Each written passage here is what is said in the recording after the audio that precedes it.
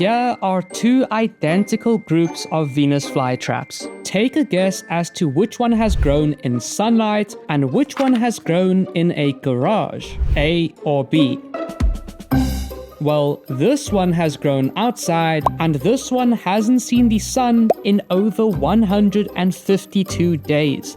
But what happened to our plants while simulating the sun for that long? For them not only to survive, but grow better than the ones outside. And to be honest guys, I am genuinely still amazed at what has happened to some of our plants during this simulation.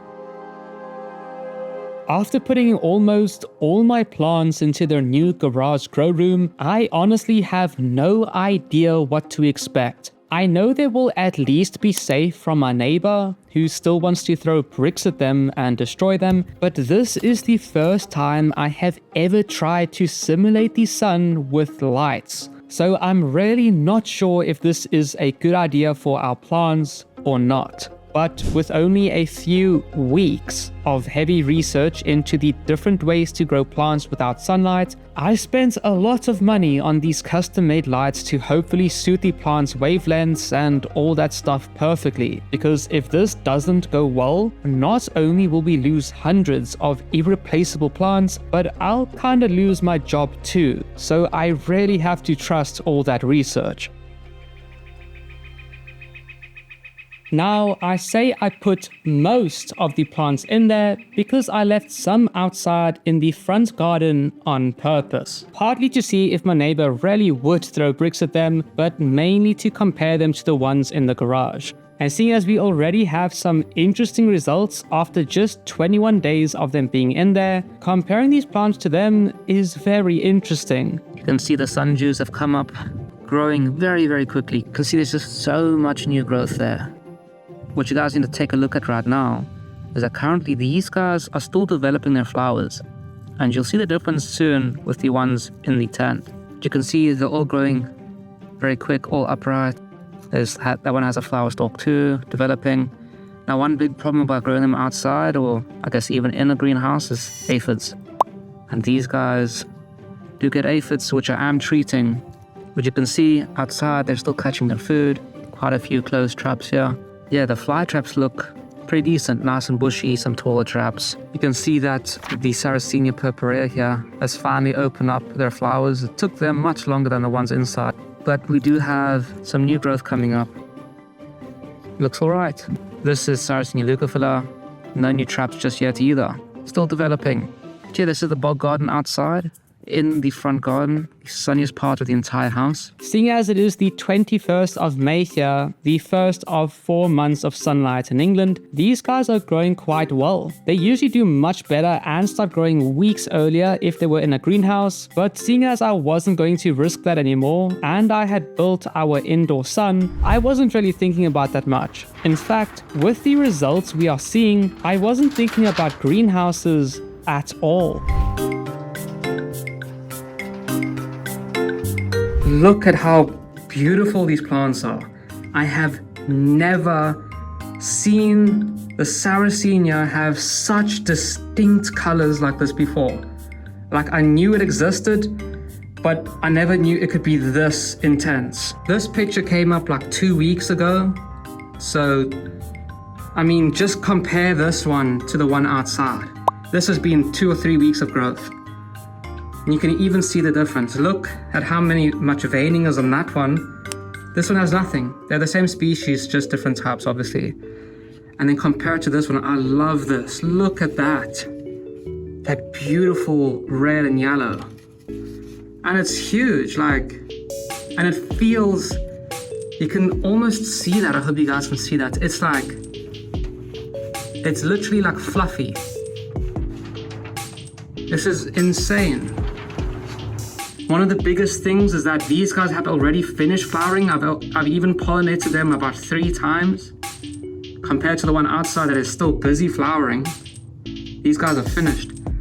And that other picture that I showed you, that leucophila that's still developing outside, this one in here has already their first ones.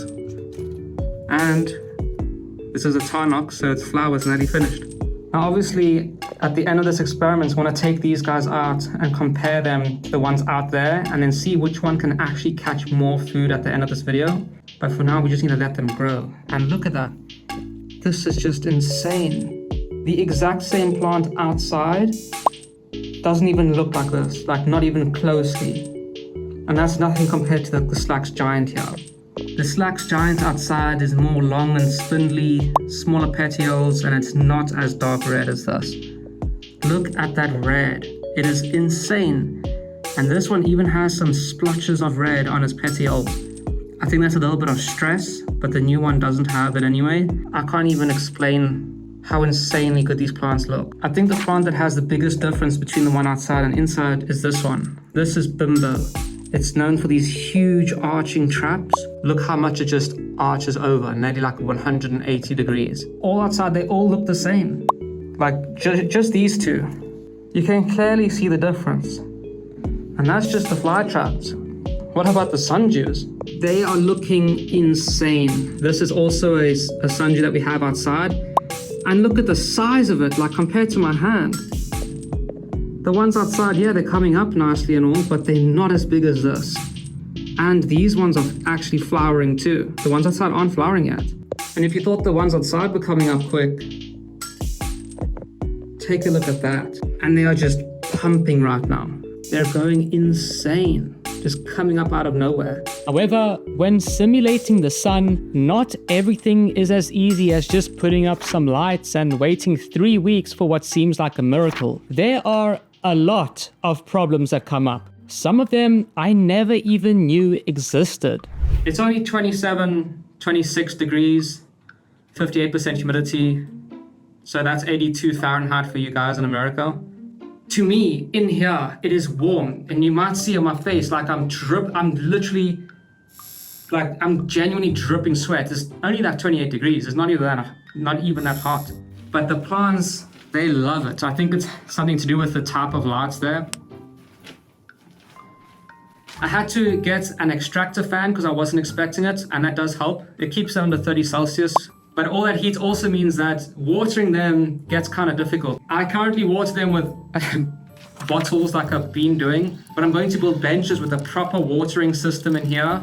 Now just 2 more things. I didn't know that these lights could actually damage your eyes. I had to buy special glasses. A little bit of exposure is fine, but a little bit of exposure every day for however many years I'm growing these plants can add up. And the other thing, you can't make a mess in here, which is a good thing. Like, you have to clean it all up. In a normal greenhouse, you can just throw cuttings on the floor, like a little cutting here and there, and they can catch their own bugs. But in here, you have to fertilize them manually. I have a little bin where I put all the little cuttings that I do so I can throw it all away and keep everything a bit cleaner and neater. Another thing that I just remembered while leaving, don't drop water on the floor and leave it there. It destroys the aluminium coating on the plastic. Now that I have told you about all the problems I could think of, we can really start to focus on the differences between the plants over the next few months. Yet, looking back at it now, all those small, manageable problems only become bigger issues later on. But take note how they all look pretty much exactly the same. It's going to be very important. They're all making flowers though.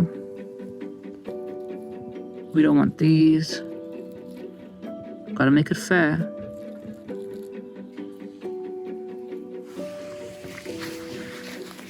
Some nice purpurea pictures. And it looks like they are finally done flowering. Don't know if anything got fertilized though. The leucophillas are starting to make some of their first pitches now. Good for them. Setting up its flower stalk still. But the sundews, yeah, they're growing pretty well. I mean, look, it's not doing bad. It looks all right. But let's go check out the ones in the grow room. I look like an alien. But check out the plants, guys. Look at the Sarracenia. They are huge. Here's a leucophila. The one outside hasn't even made its first trap yet. This one is on its second. They have all pretty much finished flowering, as you guys have seen last week already. They are just growing insanely quick. I love this one. Look at the colors on that. And it's opening up one just behind it. That one's gonna be nice. And let's take a look at the Flytrap. Look at all their growth, guys. They're all flowering like mad. I spent like 20-30 minutes earlier today just cutting off all their flowers. But the biggest thing is that they actually look different. This is Southwest Giant. This is Slacks Giant. This one is the same one that we have outside. This here is Bimbo. This is also one that we have outside. You can actually see the difference in them. Obviously, cross tooth here. The cross tooth back there looks like a normal one. Not only that, but these sundews look great too. I just brought this guy in today. Like this one you guys saw last time. It's still just making massive traps. And the purpurea inside, heavily veined, bigger, darker in color than the one out there. It's just insane, guys.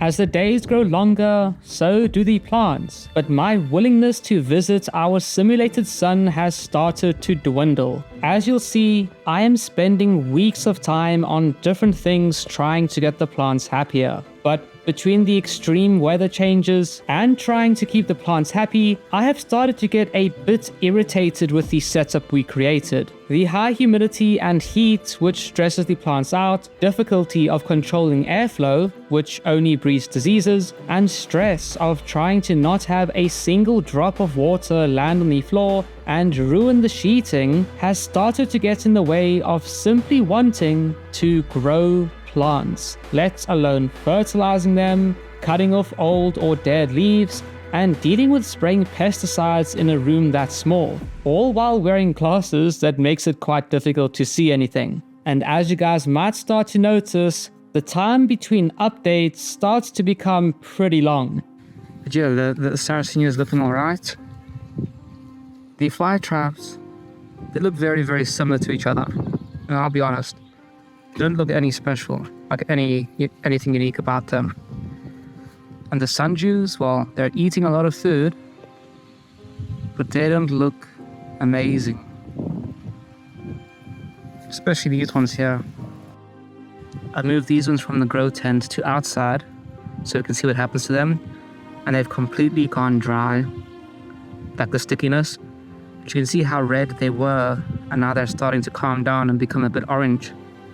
I'm not sure about having them out here without any protection, but let's go check out the ones inside. And this is what we've got inside. This is the bench. I did mention that to you guys, that out of all the plants, the only one I can remember right now that is also outside is Bimbo. So this is our inside Bimbo. Oh. And you can see just how much more red the plant is compared to the one outside.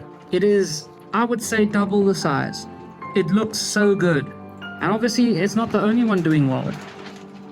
This is E52. This plant is 2 years old. And you can see all the plants in the grow room are all very, very unique. They're all showing their special traits that makes them so unique.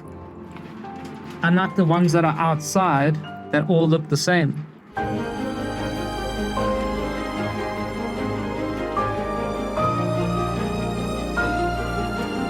We can even show you the same Sarracenias that we have outside. This is the same one inside. Look how much bigger the traps are. All these big traps are all new. You can see the old growth at the bottom, which is all more solid red and much smaller. It is just insanely big. I have never owned one that big before. And of course, the leucophila or leucophylla, it's much bigger. But it is just insane to see how quickly they're growing and just how much they're dividing. I cannot explain to you just how much we've got going on here. Almost every plant has little divisions popping up, little babies everywhere. And all those baby fly traps that have been taking like 2 years to get anywhere, they're just growing now, like insanely quick. And then soon enough, I'll find the other one, Bimbo, and the other two, and I'll put them next to each other. Then we can see which one of them actually catches bugs better. A week after that video, half the collection died. I'm still not sure exactly why, but I think it was the few months of extremely high humidity we had that caused the plants to rot away in that room, even though I had even more safety measures to stop that from happening. Yet, a few weeks later, most of the plants have started to come back, and as you'll see, there were even more changes to their setup to hopefully keep them happier. It has now been another 3 months since we last did an update, and you can see it looks very different in here again. Let's take Bimbo outside. I'm gonna feed them. We can also compare her to the other ones that we've been growing outside now for like 6 months. It has been so long since I last filmed an update on these guys, because they basically all died, that I didn't even remember what I was trying to do here. Just that Bimbo had to have a feeding contest with her sister outside. So I just filmed a whole bunch of plants that seem to have recovered quite well. And to be honest, even though they died and came back, they still kinda look better than the ones outside.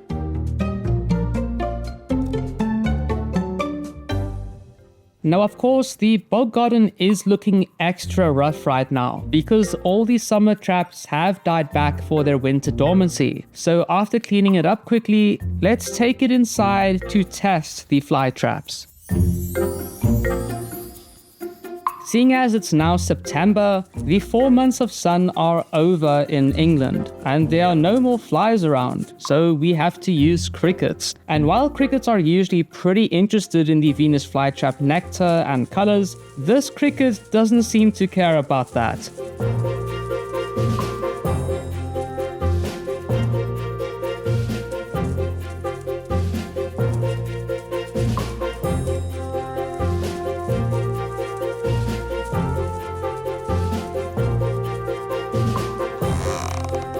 Between the plants being too slow to catch this cricket, and the crickets not being interested enough in what they have to offer, I'm not sure how healthy these fly traps are right now. However, they are all closed, so I'm hoping that they are all busy eating something. But in the end, I have to hand feed this plant because I don't want it to lose out on too much energy with its last trap of the season. Yet, while this plant was too slow for the cricket, at least it closed when the cricket ran past. The other fly trap does something really strange. For some reason, the plants that grow inside of that room, their traps just close randomly. So we've only got one trap to work with. I still have no idea why they do this. Maybe you guys know, but they only close their traps if they're taken out of the grow room. And seeing as we are using crickets to test the plants, I am very worried that we won't have enough open traps.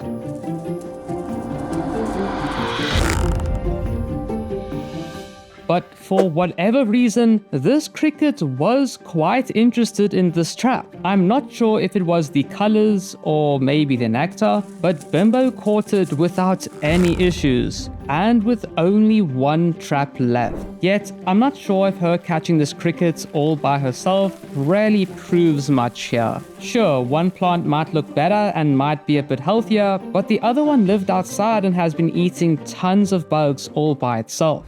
Now, I don't want you guys to think I'm complaining about simulating the sun with grow lights. I'm not. To be honest, the results they give are insane. And since seeing these results myself, I will always use them to grow these plants in some way or another. Could I make a better setup for them? Definitely. Could I have anticipated all the different problems and prepared for them better?